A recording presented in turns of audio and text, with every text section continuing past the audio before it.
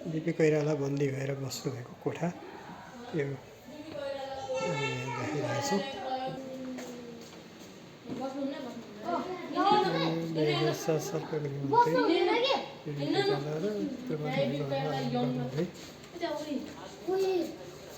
यो प्रथम जननिर्वाचन शपथ ग्रहण गर्दै गरेको यो फोटो देखिन्छ।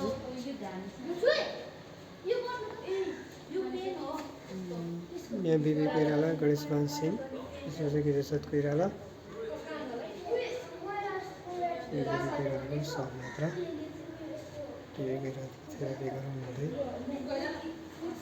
भारतीय प्रधानमन्त्री जवाहरलाल नेहरू नेपाल भ्रमणको क्रम तस्बिर आएको छ भने 2007 सालमा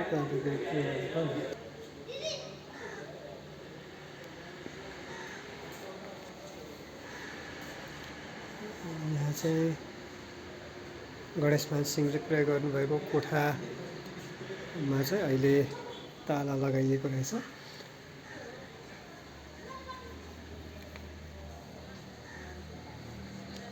यहाँ बिपी कोइराला र धर्मपत्री सुशीलाको तस्बिर यहाँ राखिएको छ।